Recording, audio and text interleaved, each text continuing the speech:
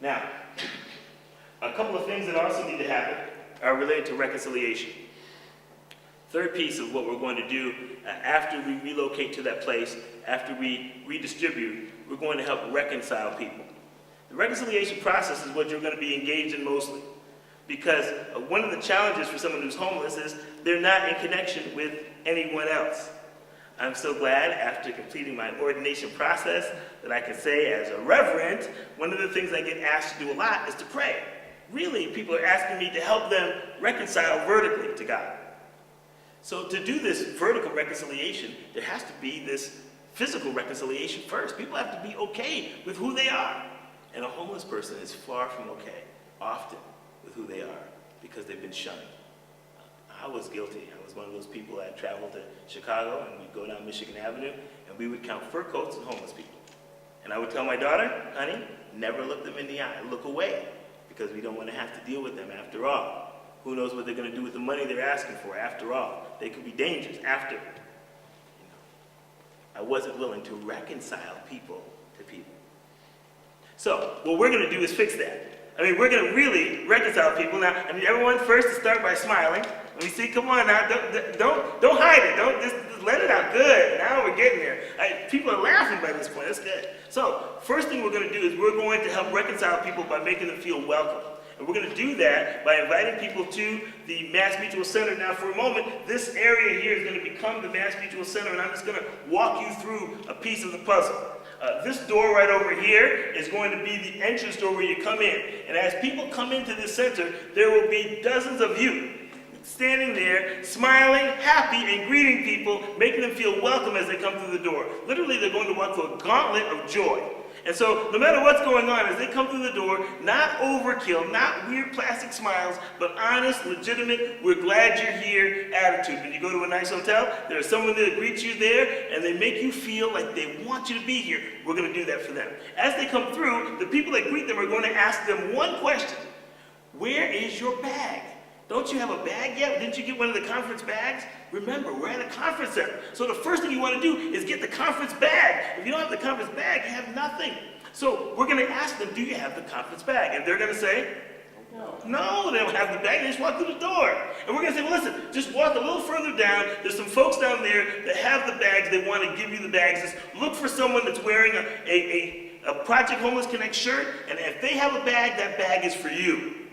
And so people now are walking towards the cooking bacon and the scrambled eggs is where they're walking towards. And when they walk into that area, they're going to walk into a room where there'll be people gathered there, hundreds of them, us, waiting for them with bags and a smile. And when they come up to greet us, they're going to say, can I have that bag? Absolutely. Hey, my name is Greg. What's your name?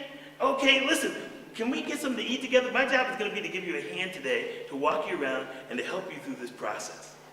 I want you to think about going to a very large mall with a friend. And you know what happens? You go to the large mall with your friend and you have a list of things you need to get and not enough time to get it all. So you say to your friend, listen, can you go over to store number 4, 5, or 6 and I'll go over here and we'll gather this stuff. Your friend kind of helps you through the process. We are going to become friends of those in need and we're going to help them through the process. Part of that process will also mean that once they get that bag from you and once they get that food, you're going to begin to help them find out what's there and you're going to find out who they are. In a moment, I'm going to have Chris tell you a little bit about how that process works. But the bigger picture for you to understand is your day is about reconciliation, about making people feel human again. And so as you take them through all of the different services that are available, and you're standing in a room that's part of an exhibition hall, so you're going to be standing in 10,000 square feet, roughly. In that space, there will be people cooking and eating. There'll be 400 seats for people to sit down. There'll be a stage where you'll hear music playing all day long. And on the other side of the wall, there's another 10,000 square feet. And that 10,000 square feet is set up to provide every kind of service that you can imagine for someone in need. So I just want to give you a couple of details about helping others. I think as we talk about helping people, we just need to give you some of the details that relate to that. First of all, we need to be humble. I just want to encourage you, please do not go with the attitude that you have something to offer. Maybe they have something to offer that we will get. And so our attitude is going to be just to help our friends You've heard this phrase, just one beggar telling another beggar where to find bread. Maybe what we need to do is take that attitude and just say we're just here to help our friends, and we're going to gain from them as much as we're going to give to them. Secondly, we want you to travel light. So I want to encourage you on this. Bring as little as you possibly can with you. Chris is going to talk about it in a moment. Bring as little as you possibly can, because our goal is not to have things that are weighting you down or they have to be watched or taken care of. You're going to carry just what you have on your body, on your persons, and travel as light as you possibly can. Third, we want to encourage you, please don't wear anything that's going to draw undue attraction or attention to yourself. We want to make sure that you are just dressed as plainly and normally as possible. Additionally, you're going to receive a t-shirt which will help identify you. And we had a little trouble with this last year, so we had to tweak how we do this. We started off by having a t-shirt that said Project Homeless Connect on it. And they were really nice, and they had all kinds of writing on them. And so people who were homeless saw them and said, can I get one of those t-shirts? And of course, we were in the whatever it takes mode, so we said, sure. People took the shirts off their back to give them back the shirts. Well, now it was impossible to identify who was helping who. And then when they went to go get services, they were denied services because they were wearing the worker t-shirt. So we said, well, we need a worker t-shirt. Of course, then the people who were providing services, they want a t-shirt. So we got them a different color t-shirt. And then we said, it's not fitting to give someone a t-shirt that says, hey, I'm homeless on it. We thought it'd be better for them to have a t-shirt that says something encouraging. We don't know what that phrase quite is yet, but it will have a picture of a dove with hands releasing that dove on it, and then it will say something radically encouraging, something they can pick up 10 years from now and put on and say, yes, that's who I want to be, or that's who I am, that's who I've become by God's grace. And there'll be a t-shirt that they can have that will encourage them through their process in their life. We're going to just give you a couple of simple pieces of instruction. One is that we don't want to give rides to the people that we're helping, that we're serving. We're going to try to provide everything there that they need. There are a couple of times when they may want to leave the building for other things. For instance, the Registry of Motor Vehicles is helping us. If you can imagine this, they have a special window, no lines, no waiting, just for us. They take care of people on the spot. I mean, this is a whatever it takes environment. And we'll have a shuttle bus taking people back and forth to the Registry of Motor Vehicles. But after the event is over, our goal is that we're going to serve people really well, help them there. We're going to encourage you not to give rides to people that are there. If someone is there and has a special need, we want to be there to take care of them corporately. We don't want to put you into an uncomfortable situation personally. Next, we want to make sure that you don't confine or smother individuals. Can I borrow you just for a second? One of the things we want to do is help you figure out what personal space is.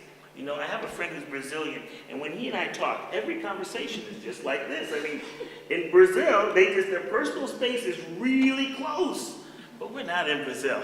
So I want to encourage you to manage your personal space. And one of the things that happens is, as many of the people that are engaged with us are involved in faith communities, and many are from businesses that are really customer orientated, one of the things is that we tend to be really huggy, grabby, touchy people, and not the rest of the world. The rest of the world is not quite there. So I want to encourage you, manage contact with people, okay? Manage contact. I think one of the great things about contact is, as you begin to connect with someone, you can figure out what's appropriate and what is not. Remember, this is like you're meeting a stranger on the street. Now, that means you want to manage what you're willing and able to do with and for and to a stranger that you meet. Thank you. That has got to be the most uncomfortable thing to be there. But you know, sometimes what we don't realize is the average distance, by the way, for someone to be is about an arm's length away. That's a comfortable distance, about an arm's length away. But for some people, they need a little more space than that. And when you're talking to them and you're an arm's length away, they feel like you're right there. So if you find that you're speaking with someone and they're backing up, it might be that you need to check the breath there, because it's hard to have the words of life with the breath of death. Could be that, but it could also just be that they just need a little more space. And as you find someone needing that space, allow time for a relationship to build. So if somebody starts off in the morning and they don't seem like they like you, it's okay.